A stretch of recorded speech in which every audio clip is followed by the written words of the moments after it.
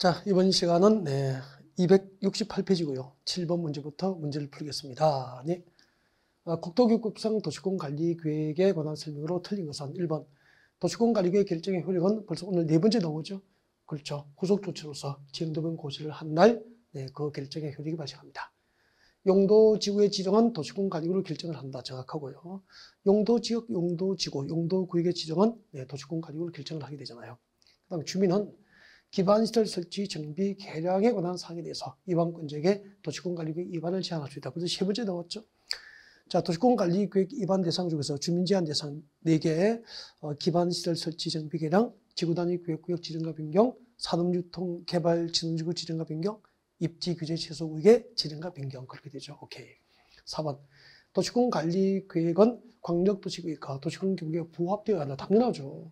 광역도시계획과 도시공기본계획에서 장기적인 발전 방향을 제시하면 그게 부합될 수 있도록 도시공관리계획을 위반을 해야 되잖아요. 정확하게 됩니다. 5번 볼까요? 네. 5번 도시공관리계획 결정, 도시공관리계획을 초속기 위반해야 될 필요가 있으면 상위계획인 광역도시계획 수립과 도시공기본계획 수립할 때 함께 도시공관리계획 위반할 수 있게 됩니다. 5번은 좀 낯설더라도 알고 있어야 됩니다. 네. 원래는 광역도시계획 수립하고, 그죠? 광역도시계획 수립하고, 그리고 도시군기본계획 수립하고, 그리고 거기에 맞도록, 그 도시군기본계획 지침에 맞도록 도시군관리계획을 위반하는 게 원칙인데, 조속하게 도시군관리계획 위반이 필요한 경우에는 상위계획인 광역도시계획과 도시군기본계획 수립할 때 도시군관리계획을 함께 위반할 수 있다. 그런 뜻이고요. 네. 다 맞죠? 정답은 1번인데 제가 아까 이걸 못 봤네요. 여러분, 도시공관리계획 결정의 효력은 언제 발생합니까? 후속조치로서 지형도변 고시를 한 날 그 결정의 효력이 발생합니다. 다음 날이 아니잖아요. 그죠? 지형도변 고시를 한 날 정책 결정의 효력이 발생합니다. 그래서 틀린 것은 1번이 정답이고 나머지는 전부 맞았죠. 네. 자, 이제 반복된 문제가 많이 나오죠. 그 다음에 8번 문제 보겠습니다. 국토교육법상 주민이 도시공관리계획 위반을 제한할 경우에 관련된 설명으로 틀린 것은 1번. 도시공관리계획 위반이 제한을 받은 자는 제한자와 협의해서 그 제한된 도시공관리계획 위반과 결정에 필요한 비용 그 전부나 일부를 제한자에게 부담시킬 수 있습니다. 오케이. 제한서에는 도시공관리계획 도서뿐만 아니라 계획설명서도 함께 첨부가 되어야 됩니다. 그리고 제한을 받은 자는 처리 결과를 제한자에게 알려야 됩니다. 제한일로부터 며칠 내에 알려야 되죠? 45일 내에. 도시공관리계획 위반 제한일로부터 45일 내에 반영 여부를 통보하게 되잖아요. 4번 산업유통개발진흥지구의 지정과 변경에 관한 사항은 위반 제한 대상에 해당하지 않는다가 아니고 해당한다. 기반시설 설치, 정비, 개량, 지구단위 구역구역 지정과 변경, 그리고 산업유통개발진흥지구 지정과 변경은 주민제한 대상 맞잖아요. 4번이 답이구나. 5번 도시공관리계획 위반을 제한하려는 자는 그 제한하려는 자가 토지 소유자 동의를 받아야 하는 경우 국공유지는 동의 대상 토지 면적의 제외가 됩니다. 맞습니다. 네. 여러분 그 도시공관리계획 위반을 제한할 때 기반시설 설치, 정비, 개량을 제한할 때는 제한 대상 지역 토지 면적 5분의 4 이상의 토지 소유자의 동의를 얻어야 되잖아요. 나머지 제한 대상은 전부 대상 지역 토지 면적 얼마죠? 3분의 2, 3분의 2 이상의 토지 소유자의 동의를 요구해야 되죠. 이것만 꼭 외우면 돼요. 기반시설 설치 정비 개량은 대상 지역 토지 면적 5분의 4 이상의 토지 소유자의 동의를 요구하고 나머지 제한 대상은 대상 지역 토지 면적 3분의 2 이상의 토지 소유자의 동의를 넣으면 주민 제한이 가능하다. 그렇게 보시면 되는 거죠. 그래서 5번 이게 나온 거예요. 도시공관리계획 위반을 제한할 때는 제한하려는 자가 토지 소유자의 동의를 받아야 하는 경우 국공유지는 동의 대상 토지에서 포함되지 않습니다. 제외된다는 것 중요한 지문이네요. 네, 8번까지 해드렸죠. 9번 문제 보겠습니다. 9번 문제. 자, 주민이 도시공관리계획 위반을 제한할 때 요구되는 제한 사항별 동의 요건입니다. 동의 요건 금방 했잖아요. 기반시설 설치 제한만 대상 토지 면적 5분의 4 이상의 토지 소유자의 동의를 요하고 나머지는 전부 대상 토지 면적 3분의 2 이상의 토지 소유자의 동의를 요하게 됩니다. 여러분 이 부분 있죠. 이 부분은 이제 29의 기출문제인데 약간 개정이 돼서 개정돼가지고 제한을 위한 동의 요건 규정이 없다가 아니고 바꿔줍니다. 네, 이 경우도 3분의 2 이상입니다. 제한 대상 토지 면적 3분의 2 이상, 3분의 2 이상의 토지 소유자의 동의를 요하게 됩니다. 그래서 외우기 쉽잖아. 기반시설 설치, 정비, 개량 제한만 5분 4. 나머지는 전부 3분 이상의 토지 소유자 동의를 요한다라고 기억해버리면 되는 거예요. 쉽죠. 참 쉽죠. 자, 이렇게 하시고 10번 보겠습니다. 10번. 국토교육법상 도시군 관리구역 결정권자가 다른 것은 결정권자. 아까 한번 복습했죠? 한 번 더 해요. 자, 그래서 자, 고개를 드시고요. 자, 가끔씩 이제 이렇게 한 번씩도 같이 핵심을 정리해야 되죠. 여러분, 도시군 관리구역 결정권자는 진짜 외우고 있어야 됩니다. 도시군 관리구역 결정권자. 오늘 두 번째 정리하고 있어요. 자, 여기 보시고 같이 원칙적으로 누가 결정하죠? 시도지사, 대도시장입니다. 시도지사, 대도시시장. 위반된 도시군 관리구역은 시도지사, 대도시시장이 결정하는 원칙인데 시장군수가 결정하는 경우도 있잖아요. 시장군수가 직접 결정할 수 있는 대상이 뭐죠? 시장군수가 위반한 지구단위 계획구역의 지정과 변경, 지구단위 계획 수립과 변경에 관한 도시군 관리구역은 시장군수가 직접 결정하잖아요. 이렇게 위반된 도시군 관리구역은 시도지사, 대도시장이 결정하는 원칙인데 예외적으로 국토교통부 장관이 결정할 수 있는 대상이 있죠. 세 개는 외우라고 했잖아요. 그죠? 이것도 지금 세 번째 외우는 겁니다. 국토교통부 장관이 위반한 도시군 관리구역은 국토교통부 장관만 결정할 수 있어요. 개발제한구역 지정과 변경을 위한 도시군 관리구역은 국토교통부 장관만 지정과 변경을 결정할 수 있어요. 그리고 국가계획과 연계된 시가와 주정구역의 지정과 변경을 위한 도시군 관리구역은 국토부 장관이 결정할 수 있죠. 수산조원 보호구역 지정과 변경을 위한 도시군 관리구역은 해양수산부 장관이 결정하게 됩니다. 다 했잖아요. 같이 볼까요?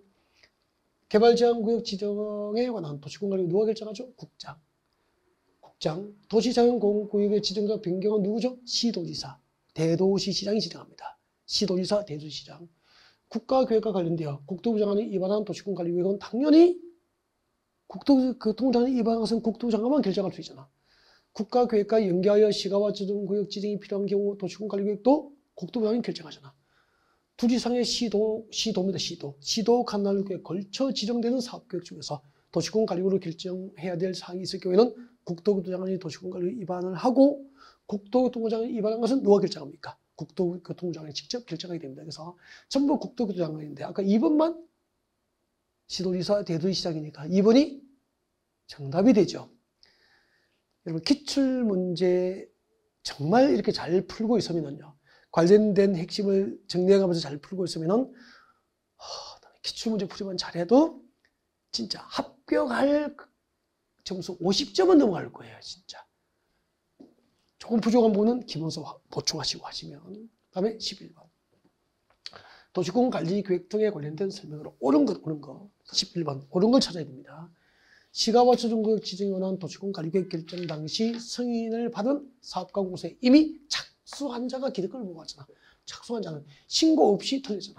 아까 시가와 주정구역 지정을 결정 고시할 당시 이미 사업가 공사에 착수한 자는 그 결정 고시로부터 몇 개월? 3개월 내에 관할 시청 인증에 착수한 사업가 공사 등을 신고하면은 신고한 사업가 공사를 계속할 수 있도록 기득권 보호를 받을 수 있다고 했잖아. 1번 틀렸고 2번 국가계획과 연계하여 너무 많이 나오죠. 국가계획과 연계하여 시가와 주정구역의 지정이 필요한 경우에는 국토교통부 장관이 직접 도시군 관리를 결정할 수 있다. 정확하죠? 오케이. 네, 맞게 됩니다. 그래서 2번이 정답이 됩니다. 도시군 관리계획 위반을 제한받는 자는 그 도시군 관리계획 위반과 결정에 필요한 비용을 제한적으로 부담시킬 수 있다. 도시군 관리계획 위반과 결정에 필요한 비용, 그 전부나 일부를 제한적으로 부담시킬 수 있죠. 계속 출제된 기출지문은 계속 반복되지 보니까. 기출지문은 중요한 것은 계속 반복적으로 출제된다. 수산자원 보호구역 지정에 관한 도시군 누가 결정하죠? 국토부 장관이 아니고 해양수산부 장관이 결정하잖아. 도시군 관리구역 결정은 언제 효력 발생합니까? 지행도면 고시를 한 날에 다음 날이 틀리잖아. 후속 조치로서 지행도면 고시를 한 날 그 결정의 효력이 발생합니다. 벌써 지금 5번째 나왔잖아요. 돌고 있죠? 그죠? 중요한 지문은 돌고 돕니다. 다음 12번 문제는 없고요. 여기까지가 이제 용도 지역 도시군 광역도시계획을 지정하기 위한 광역계획권 지정부터 광역도시계획 수립과 관련된 문제, 그리고 도시군 계획 중에서 도시군 기본계획과 도시군 관리계획 문제를 풀어본 거죠. 여기까지가 총론이에요. 지금부터 도시군 관리계획 중에서 이제 강론으로 들어갑니다. 용도지역편, 용도지구편, 용도구역편으로 들어가게 되는 거죠. 자, 국도계획법상 용도지역, 도시지역, 용도지역 중에서 도시지역에 해당하지 않는 것은 28회 기출 문제인데 이런 것은 보면 그냥 바로 답 짓고 와야 되죠. 계획관리지역은 도시지역이 아니잖아. 그죠? 네. 나머지는 도시지역이고요. 네. 그 다음에 2번. 국도교육법상 아파트 건축을 할 수 있는 용도지역은, 아파트 건축을 할 수 있는 용도지역은, 잠깐만요. 이런 문제는 외워야 되는 문제가 아니에요. 진짜 우리 부동산 공부를 공부하면서 그 인문과정이나 기본 이론 시간에 그 용도지역별 지정 목적을 암기하게 하잖아요. 그 용도지역별 지정 목적을 알고 있으면은 이런 문제가 풀립니다. 진짜 한번 보십시오. 계획관리지역이 뭐죠? 계획관리지역 지정 목적이 3개를 외우라고 했잖아요. 잠깐만요. 여기를 보고 하나라도 기억이 나야 돼, 진짜. 계획관리지역 지정 목적이 하나도 기억이 안 나면 좀 외우십시오. 도시지로 편입이 예상되는 지역이죠. 도시지역으로 편입, 도시지로 편입이 예상되는 지역이죠. 그 다음에 계획적, 체계적, 제한적 이용 개발이 허용됩니다. 도시지로 편입이 예상되는 지역, 제한적 개발이 허용됩니다. 제한적 개발, 제한적 개발이 허용됩니다. 그리고 체계적, 계획적 관리가 필요하죠. 체계적이고 계획적인, 체계적이고 계획적, 체계적, 계획적 개발이 관리가 필요한 땅입니다. 도시적의 편입이 예상되는 지역이다. 제한적 이용 개발이 허용되는 지역이다. 체계적, 계획적 관리가 필요한 지역이에요. 이게 계획관리 지역이잖아요. 그죠? 그러면은 도시지로 편입이 예상돼 있다. 제한적으로 개발이 허용된다. 계획적, 체계적 관리가 필요한다. 그리고 도시적 밖에잖아. 그럼 여기는 계획관리지역 지정 상태 그대로는 아파트 건축이 허용돼야 안 돼? 안 돼요. 그죠? 그 다음에 일반공업지역입니다. 일반공업지역은 뭐죠? 환경을 저해하지 않는 공업 배치. 그러면 공해입니까? 무공해입니까? 무공해. 공해를 배출하지 않은 공장을 한 곳에 모으려고 만든 곳이야. 공장만 모아둔 곳이야. 공장지대에서 거기 어떻게 아파트 짓냐고. 유통공업지역이고, 유통상업지역이 뭐죠? 유통상업지역은 도시 안에서, 서울 시내에서, 도시 안에서 혹은 지역 간, 서울, 부산, 서울, 대전, 서울, 광주, 지역 간 유통기능정지 목적이죠. 서울, 강릉 간. 도시 안에서 혹은 지역 간 유통기능정지 목적이니까 대규모 도매시장이잖아. 도매시장. 도매시장이 위치한 곳이 유통상업지역. 그러면 서울의 동대문 상가. 남대문 시장 안이 유통상업지역이에요. 남대문 시장 안에 어떻게 아파트 짓습니까? 도매시장 안에. 상식이잖아. 일종 일반 주거지역이 뭐죠? 일종 일반 주거지역은 주택의 층수에 따라서, 일반 주거지역은 주택의 층수에 따라서 1종부터 3종으로 세분되잖아.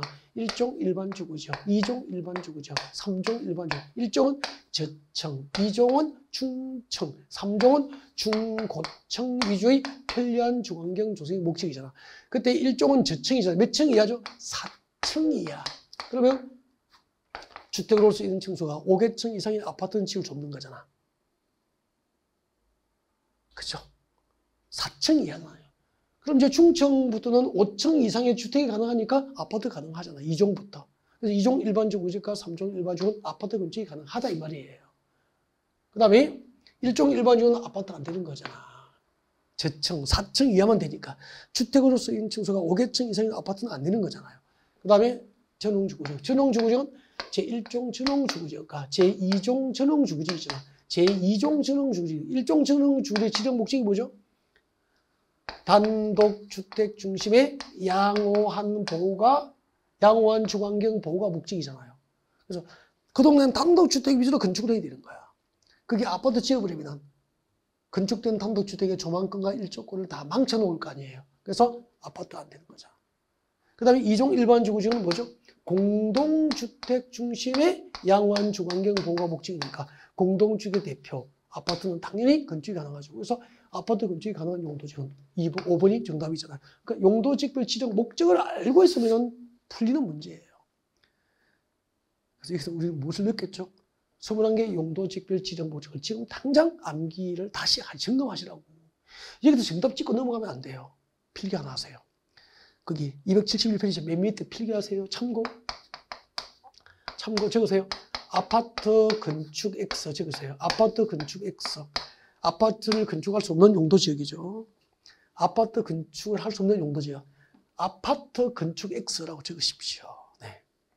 아파트 건축 X. 아파트 건축을 할 수 없는 용도지역. 제1종. 제1종이 들어가면 아파트 건축이 안 되는 거야. 1종 전용주거지역과 1종 일반 주거지역은 아파트 지을 수 없잖아요. 1종. 제1종. 그 다음에 전공, 일공, 유상. 전공, 일공, 유상. 전공, 일공, 유상. 아파트를 건축할 수 없는 용도지역 제1종. 그리고 전공, 일공, 유상. 전공이 뭐죠? 전용공업지역, 일반공업지역, 유통상업지역은 아파트 지을 수 없죠. 왜요? 전용공업지역은 환경, 중하공가, 공해성 공업 수용이 목적이잖아. 그래서 전용공업지역은 공해 전용 용도지역이야. 그래서 공해를 배출하는 공장만 모아둔 곳이 전용공업지역. 일공이 뭐죠? 일반공업지역. 일반공업지역은 환경을 저해하지 않는 공업 배치가 목적이니까 공해를 배출하지 않는 공장만 모아둔 곳이 일반공업지역. 공해를 배출하는 공장만 모아둔 곳은 전용공업지역이 되는 거야. 그럼 전용공업지역과 일반공업지역 어쨌든 공장만 모아둔 곳은 공장지대에 어떻게 아파트 짓냐고. 유상이 뭐죠? 유통상업지역. 도매시장이 위치한 곳이 어떻게 아파트 짓냐고. 그래서 아파트 건축할 수 없는 용도지역 제1종. 그리고 전공, 일공, 유상. 그리고 녹관농자 적으십시오. 녹관농자. 녹관농자니까 녹지지역, 관리지역, 농림지역, 자연환경보호지역. 그래서 관리지역, 계획관리지역은 아파트 건축이 안 되는 거죠. 제1종, 전공, 일공, 유상. 그리고 녹관농자는 아파트 건축할 수 없다. 그렇게 되는 거예요. 네. 그 문제와 관련된 핵심 내용을 다 정리합니다. 그래서 기출문제를 잘 풀어야 돼요. 일단은 이런 문제를 풀려면은 이런 유형의 문제를 풀려면 21개 용도지역별 지정 목적을 암기하는 게 좋다. 꼭 그걸 하고 진도를 넘어갔으면 좋겠습니다. 그 다음에 3번 문제 볼까요? 아이고 필기가 많아서 네, 정리를 해야 될 것이 많네요. 네. 그래도 좋아요. 진짜 대충 풀지 않죠? 네. 그 문제와 관련된 핵심 요약을 하고 있습니다. 자, 국토교육법상 용도지역과 용도지구에서 행위제한에 관련된 설명으로 옳은 것은 일단 원칙부터 한번 물어볼게요. 여러분, 용도지역입니다. 여러분의 고객이 어떤 용도지역에 땅을 샀다고 여러분의 고객이 어떤 용도지역에 땅을 사면은 이 용도지역 안에서 어떤 행위가 제한되는지 용도지역 안의 행위 제한이죠. 이 배웠잖아요. 내 고객이 어떤 용도지역에 땅 사면은 어떤 개발행위가 제한되는지 이때 행위는 개발행위잖아요. 가장 대표적인 개발행위가 뭐죠? 건축행위. 그래서 용도지역 안에서의 행위 제한은 곧 용도지역 안의 건축 제한을 의미하는 거라고. 용도지역 안의 행위 제한은 곧 용도지역 안의 건축 제한을 의미하는 건축 제한을. 그럼 이걸 외우라 그랬잖아요. 여러분, 21개 용도지역 안에서 건축 제한, 어떤 용도지역에 땅 사면 어떤 건축이 가능하고 어떤 건축이 제한되는지 어디에 규정되어 있는지를 알고 있어야 컨설팅 할 거 아닙니까? 이 공인중개사가 용도지역 안에서 건축 제한을 어디에 규정하고 있는지 알고 있는지 시험을 내는 거죠. 여기 빈칸이 생각이 나야 시험을 치는 거라고. 제가 이거 수업할 때 이야기했습니다. 너무 짧아서 연습하지 않는다고. 연습하지 않으니까 3일만 지나면 말을 못하는 거죠. 대답하십시오. 지정된 용도지역 안에서 건축 제한에 관한 사항은 무엇을 정하죠? 그렇죠. 대통령령을 정합니다. 지금 대통령령이 떠오르지 않았다, 기억되지 못하신 분은 시험 나왔으면 틀렸잖아요. 근데 대통령령이 뭐죠? 이 법 시행령이죠. 이 법이 뭐죠? 국토교육법 공부할 때는 국토교육법이지 뭐. 이 법 시행령, 국토교육법 시행령을 말하는 거죠.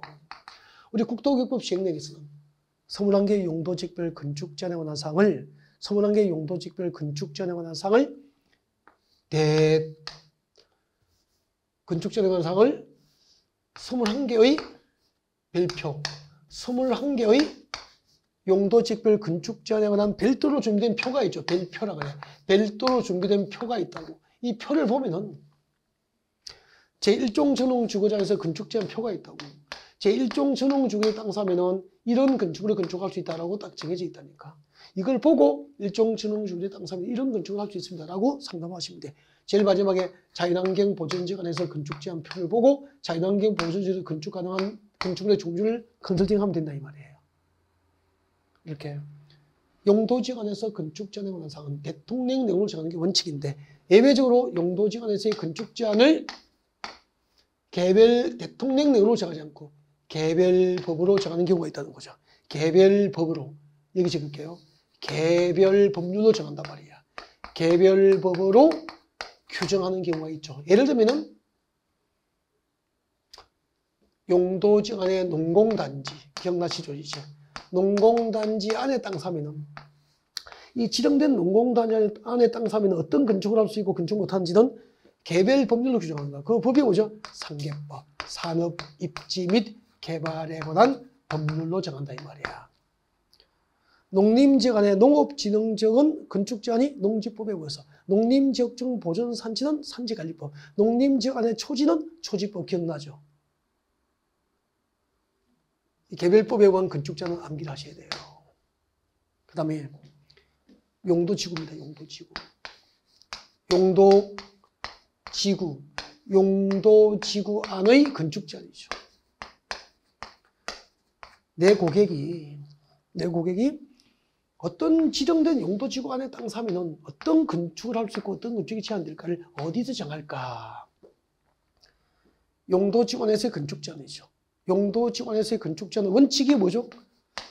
대답 못하시면은 저 실망할 거예요. 저 삐져버릴 거예요.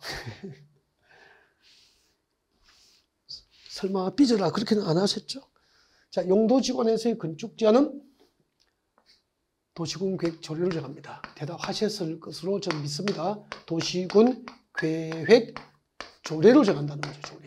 여러분 태어나자마자 천성적으로 프로야구 세계적인 프로야구가 선수가 된 사람은 없잖아요. 다 후천적으로 연습의 결과가 프로를 만들잖아요. 합격생도 프로는 연습합니다. 연습. 이걸 끊임없이 연습하는 사람이 잊어버리지 않는 거죠. 누구나 돌아서면 잊어버려요. 단 연습하는 자는 오래 기억합니다. 이게 진리예요. 지정된 용도지구에서 건축 제한에 관한 사항은 도시군 계획 조례로 정하는 게 원칙인데 예외적으로 용도지구에서의 건축 제한을 조례로 정하지 않는 용도지구 4개 정도를 외우라 그랬죠. 이거 못 외우면은 이제 친한체가 나올 거예요. 고도지구 기억나죠? 고도지구 안에서 건축 제한은 뭐죠?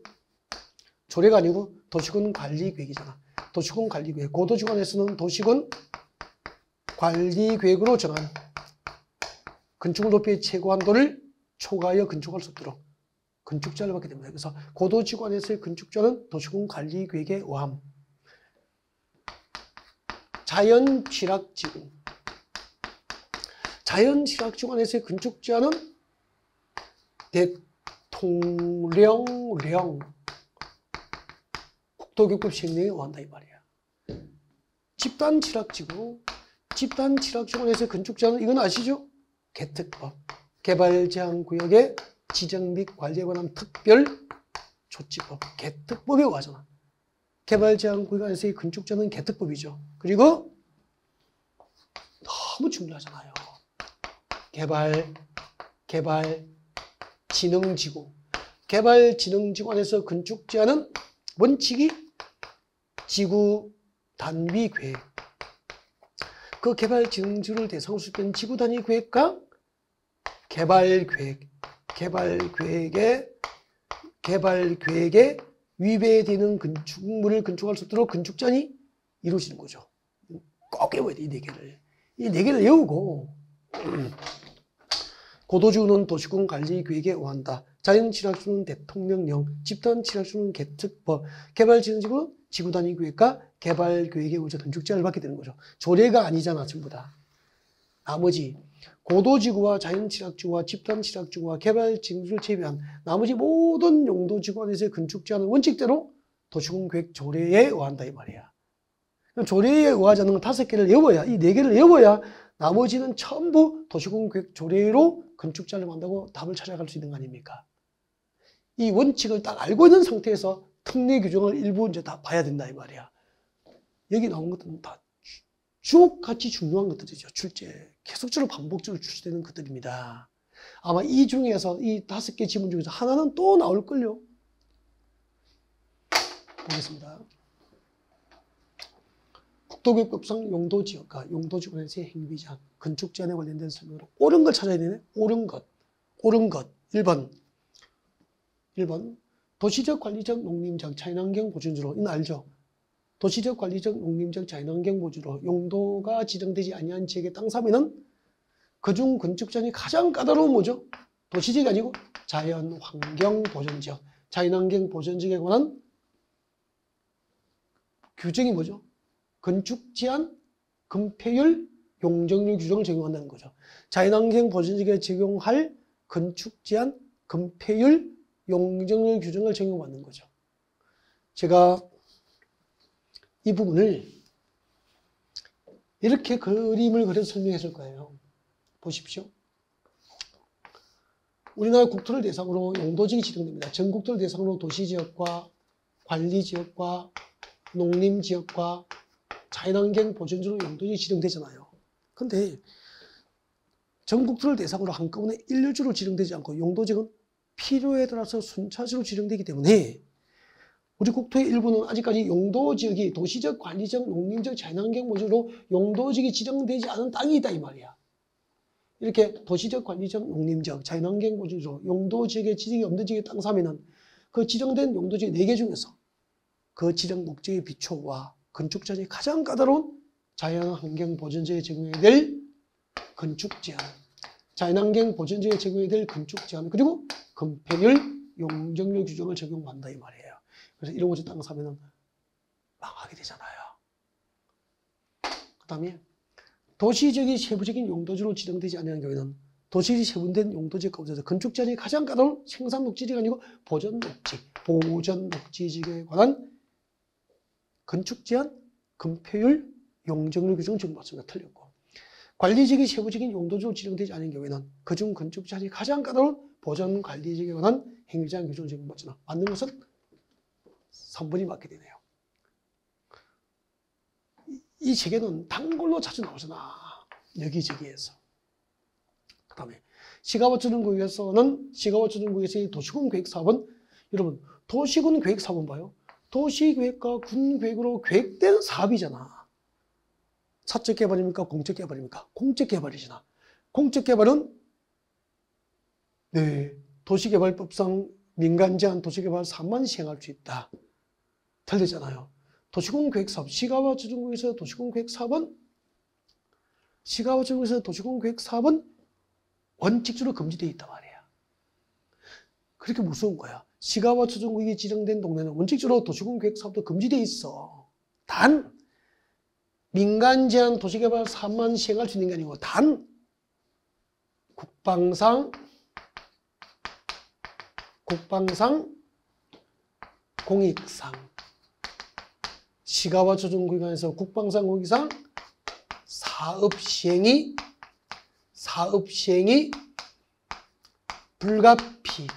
불가피한 것, 국방상 공익상 사업 시행이 불가피하고 관계 중앙행정기관장의 요청이 있고 국토교통장관이 시가버처등구역 지정 목적 달성에 지장이 없다고 인정하는 도시군계획 사업만 예외적으로 가능할 뿐이야.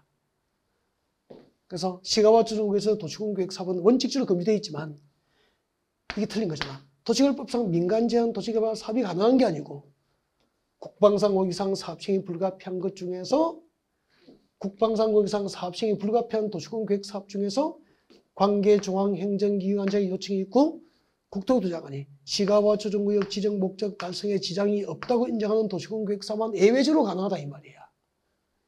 틀린 거잖아요. 어렵죠. 5번 시가와 조정구역에서는 도시군계획 사업에 의한 행위가 아닌 경우 도시군계획 사업에 의한 행위가 아니니까 비도시군계획 사업이잖아. 비도시군계획 사업이잖아. 시가와 조정구역에서 비도시군계획 사업은 모든 개발 행위를 허가할 수 없다가 아니고, 그죠? 도시군계획 사업에 의하지 않은 개발 행위 중에서 허가상으로 법정된 것, 허가를 받고 할 수 있는 상으로 국토교획부가 시행령에서 법정된 것, 법에 정해진 거죠. 법정된 것은 관할 시청 중에서 허가를 받고 할 수 있게 되는 거예요.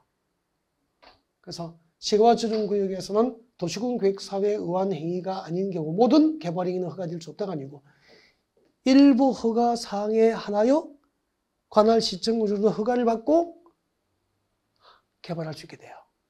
그래서 4번, 5번을 다시 한번 정리해 볼까요? 상당히 난이도 어렵구나. 오늘 강의를 들으면서 여러분이 느끼게 될 게 있습니다. 단순 암기를 카드를 만들어서 멋지게 외워도 외울 때는 뿌듯하고 든든할지 모르겠지만 시험지를 받는 순간 암기된 것이 왜 이렇게 나온 것이 없지라고 절망하게 될 겁니다. 요즘 문제가 그렇게 안 나와요. 쉽게. 그래서 전반적으로 좀 기본수를 많이 듣고 이해하고 문제를 찬찬히 좀 깊고 넓게 이해하면서 풀어야 돼요. 시가와 조정구역에 대한 행위자를 다시 한번 설명드릴게요. 3번 문제와 관련된 내용을 너무 많이 설명하고 있죠. 문제 숫자를 많이 푸는 것보다는 다 풀고 있잖아 지금. 그 문제와 관련된 내용을 폭넓게 여러분에게 핵심을 정리해 드리겠다는 겁니다 지금. 여러분 강의를 듣다가 이해가 안 되면 꼭 기본서에 관련된 곳 시가와 조정구역 다시 한번 들어봐요. 들어보면은 이해가 되고 그렇게 됩니다. 한번 봐요. 시가와 조정구역 시가와 조정구역의 행위 제한이죠.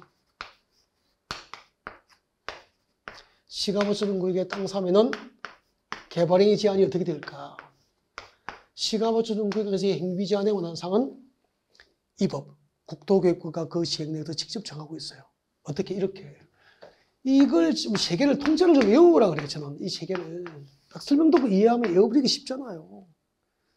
여러분 시가와 조정구역으로 지정된 동네 땅 사면은 원칙적으로 도시공계획 사업 시행이 금지됩니다.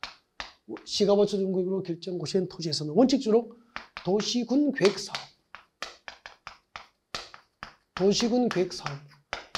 도시군 계획사업 시행이 유보됩니다. 유보. 그때 유보 기간은 시가와 조정구역에서 시가와 유보 기간은 5년 이상 20년 사이에서 도시군 관리구로 결정하잖아요. 그 유보 기간 동안 도시군 계획 사업 시행도 유보된다, 금지된다니까. 이게 원칙이라. 그때 이제 도시군 계획 사업은 세 가지가 있잖아. 오늘 첫 시간에 문제 풀었죠. 국토교육법상 도시군 계획시설 사업과 도시개발법상 도시개발 사업과 도시 및 주거환경 정비 사업은 도시군 계획 사업이고 시가와 조정구역에서는 이 도시군 계획 사업도 그 시행이 유보되는 게 원칙이라. 단 예외가 있어.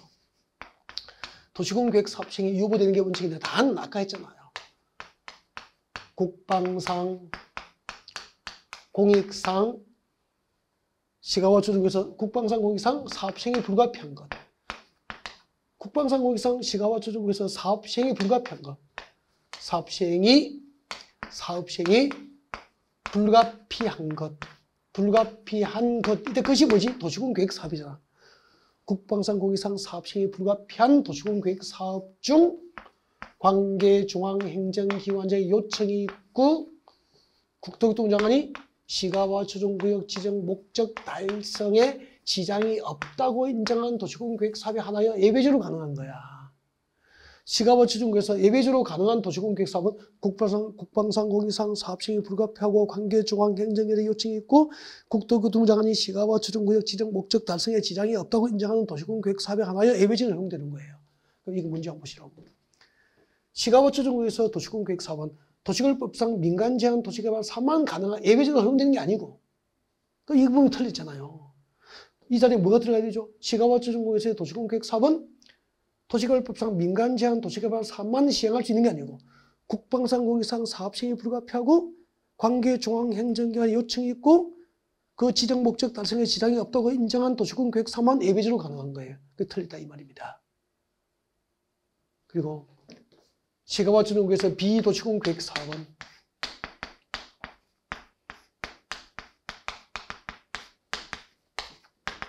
비도시군계획 사업은 즉 도시군 계획 사업에 의하지 아니한 개발행위잖아요. 여기 한번 보십시오. 시가와처 정부에서 도시군 계획 사업에 의한 행위가 아닌 경우니까 도시군 계획 사업입니까? 비도시군 계획 사업입니까? 여기서 비도시군 계획 사업을 말한 거예요. 비도시군 계획 사업을 말한 거예요. 비도시군 계획 사업은 허가사항, 개발행위 허가를 받아야 할 사항이잖아.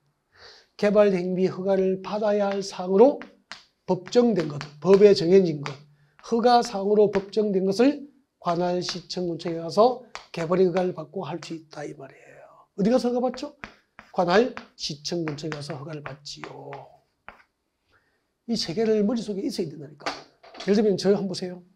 시가와처 정부에서의 행위자한, 시가와처 정부로 결정고시인 토지나 문직주로 도시군계획 사업시행이 유보되지만 국방상 공익상 사업시행이 불가피한 도시군계획 사업은 예외적으로 가능해. 그리고 도시군계획 사업에 의하지 않은 개발행위는 허가상으로 법정된 것을 허가받아서 할 수 있다는 거죠. 이 정도 머릿속에 틀을 잡고 있어야 이런 문제에 대한 접근이 가능하다 이 말이에요. 그러면 28회 때 5년 전에 문제가 이렇게 정도 수준인데 기본서에 제가 밑줄 그대로 설명드린 것을 많이 읽어야 됩니다. 기본서 읽은 해독수가 이렇게 해독수가 쌓여야 돼. 한 번 보고, 두 번 보고, 세 번 보고, 네 번 보고, 다섯 번 이렇게 쌓여야 된다니까. 진짜 20번 아니더라도 최소 마지막 홀트 보는 까지 한 10번 정도는 보고 시험장에 가시면 돼요. 그래야 이 분야의 전문가가 되고 합격은 물론이고 전문가가 되고 그렇게 되는 거죠.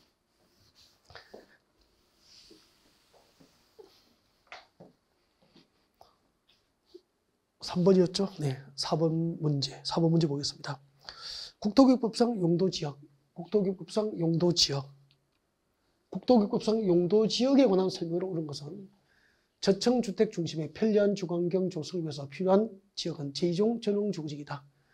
여러분, 일반 주거지역은 주택의 층수에 따라서 1종부터 3종까지 세분 됩니다. 1종이 뭐죠? 저층, 1종이 저층, 2종이 중층, 3종이 중고층 위주의 편리한 주거환경 조성이 목적이잖아요.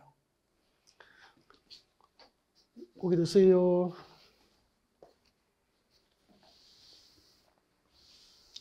제가 말씀드렸죠. 문제만 줄줄 읽어서 해설하는 게 아니고 그 문제와 관련된 문제 해결을 위한 핵심 요약을 다 해드리겠다고. 봐주십시오. 주거지역이 어떻게 되죠? 전용주거지역과 일반주거지역과 무엇이 있죠? 준주거지역이죠. 준주거지역이죠. 같이고 같이. 그래서 우리는 주거지역을 전, 일, 준 이렇게 보잖아. 같이는 같이. 이럴 때 하는 거죠. 전용주거지역은 몇 종으로 시면 되죠? 1종 전용주거지역도 있고 제2종 전용주거지역으로 시면 되잖아. 전용주거지역은 1종과 2종으로 시면 됩니다. 그리고 일반주거지역은 주택의 층수가 분류 기준이야. 층수를 기준으로 제1종 일반주거지역, 2종 일반주거지역, 3종 일반주거지역, 그리고 준주거지역 있잖아요. 1종 전용주거지역이 뭐죠? 단독주택 중심. 2종은 공동주택 중심의 양호한 주거 환경 보호를 목적으로 지정하잖아. 그래서 전용 주거지역이 무엇입니까? 라고 물으면 이렇게 하라 그랬죠. 양호한 주거 환경 보호를 목적으로 하면은 전용 주거지역이 되는 거야. 그 중에서 단독주택 중심의 양호한 주거 환경 보호를 목적으로 하면 1종, 공동주택 중심의 양호한 주거 환경 보호를 목적으로 하면 2종이 되는 거잖아요. 1종 일반적인 주택의 층수에 따라서 1종부터 3종까지 시험인데 1종이 뭐죠? 저층. 오늘 두 번째 합니다. 2종이 뭐죠? 중층. 3종이 뭐죠? 중고층. 중고층 위주의 양호가 아니고 뭐죠? 편리한 주거 환경을 조성하는 게 목적이라. 목적. 편리한 주거 환경을 조성한다 이 말이에요. 그러면 양호한 주거 환경 보는 목적하면 정용주거죠. 편리한 주거 환경 조성 목적은 일반주거죠. 일반주거는 편리해야 되니까 일상생활에 편리한 것. 역세권, 아파트, 주택지가 일종이 맞죠? 제일 위에서부터 단독, 공동, 저층, 중층, 중고층. 준주거층은 뭐죠? 주거 기능을 중심으로 하면서 일부 상업 기능과 업무 기능이 플러스 보완이 되잖아요. 그래서 주거적 6개 중에서 가장 제도적으로 이용 범위가 넓은 게 뭐죠? 준주거적 이렇게 되는 거고요. 그래서 4번 문제 봅니다. 저층 주택 중심의 편리한 주거환경 조성을 위해서 필요한 지역은 이종층을 위해서 틀리잖아요. 저층 주택 중심의 편리한 주거환경 조성 목적은 제1종 일반 주거지역이 되는 거잖아요. 틀렸네요. 환경을 저해하지 않은 공업 배치. 공해를 배출하는 공장만 한 곳이 뭐가 될까요? 뭐죠? 일반 공업지역. 일반 공업지역이잖아요. 중공업지역이 틀렸잖아요. 그 다음에 3번 봅니다. 공유수의 매립 구역이 두 개 이상의 용도지역이 걸쳐 있을 경우에는 걸친 부분의 면적이 가장 큰 용도지역과 같은 용도지역으로 지정된 것으로 봐도 완전 틀렸잖아. 거기 들죠? 이 부분 우리가 이렇게 공부했죠. 여보세요. 여기가 인천이에요. 네, 용도지역이 도시지역, 인천시가지 도시지역입니다. 그때 인천 앞바다 밑에는 공유수는 바다예요. 인천 앞바다입니다. 인천 앞바다. 바다인데 인천 앞바다 공유수는 바다를 매립을 했어. 그 바다의 매립 목적이 송도, 신도시처럼 도시개발이 목적이에요. 공유수는 바다의 매립 목적이 도시개발이고 매립구역에 이웃한 인천의 용도지역도 도시지역이잖아. 바다의 매립 목적과 매립구역의 이웃 용도지역의 지정 목적이 같으면은 이 매립구역에 속할 용도지역을 지정할 때 특례로서 도시공관리법으로 위반하여 결정하지 않고 매립의 준공인가일부터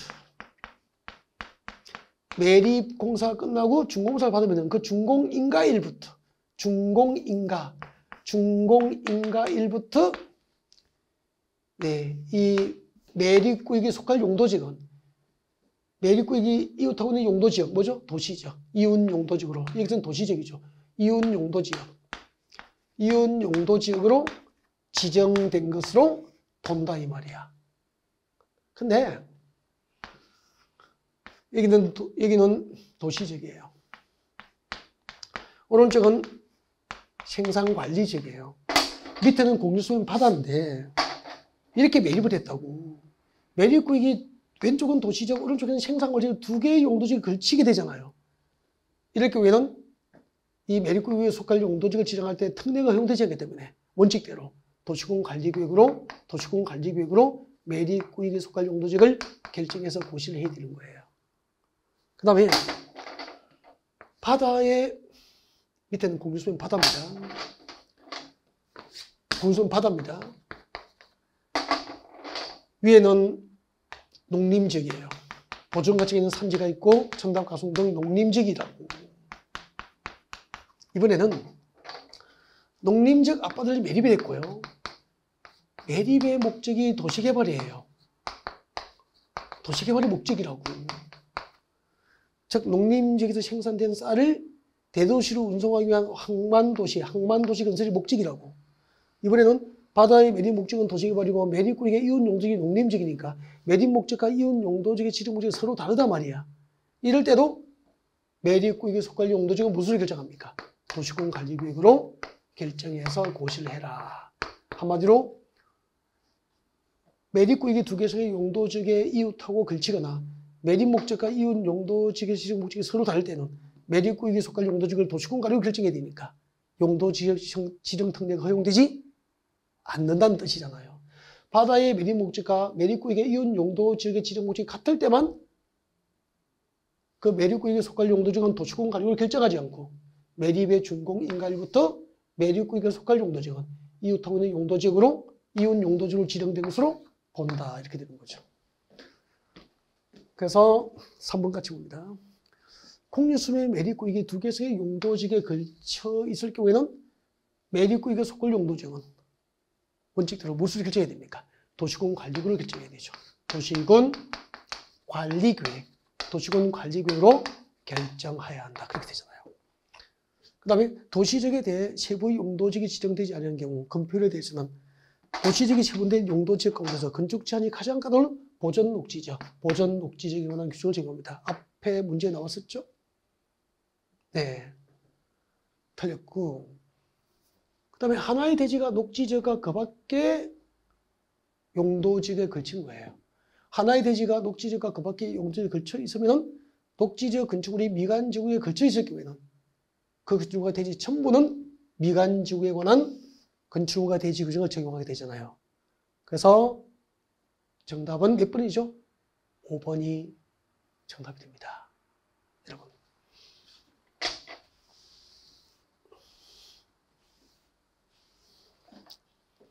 여러분.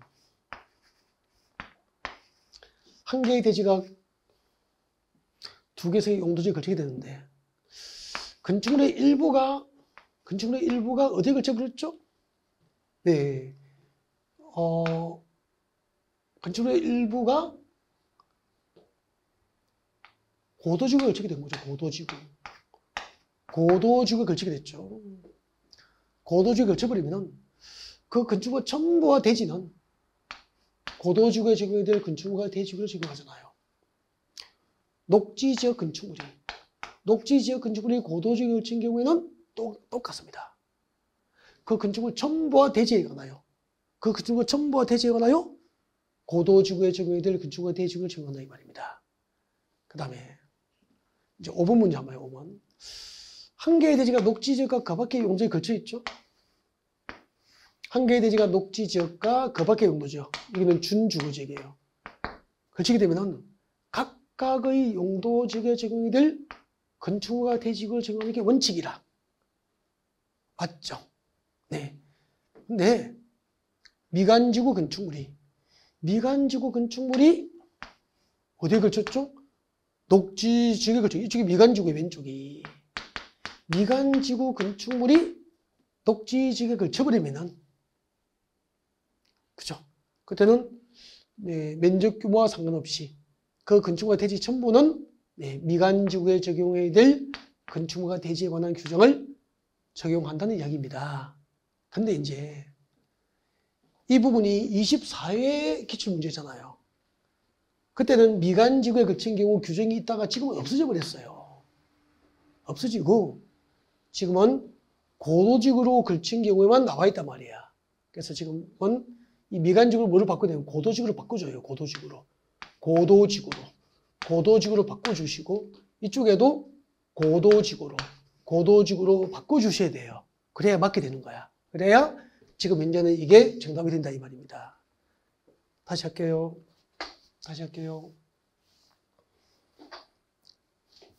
한 개의 대지가 두 개의 용도지역에 걸쳤어요. 어디에 걸쳤죠? 녹지지역과 그 밖의 지역에 걸쳤다고.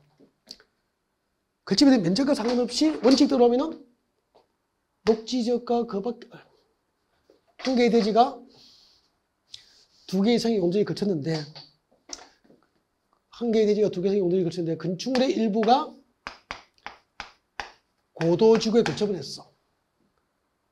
한 개의 대지가 두 개 이상의 용도지역에 걸쳤는데 건축물의 일부가 고도지구에 걸쳐버리면 그 건축물 전부와 대지는 고도지구에 적용해야 될 건축물과 대지구를 적용하는 게 원칙이다 이 말이라. 단 녹지지역 건축물이 고도지구에 걸친 것도 또한 같다 이 말이라. 녹지지역의 건축물이 고도지구에 걸친 경우도 또한 같다니까 그 건축물 전부와 대지는 고도지구에 적용해야 될 건축물과 대지구를 적용한다 이 말입니다. 이제 오세요. 한 개의 대지가 녹지지가 그 밖에 언제 걸쳐 있을 때 녹지적 건축물이 어디에 걸쳐있죠? 고도지구에 걸치버려요. 그 건축물과 대지 전부는 고도지구에 관한 건축물과 대지군을 신고한다 이 말입니다.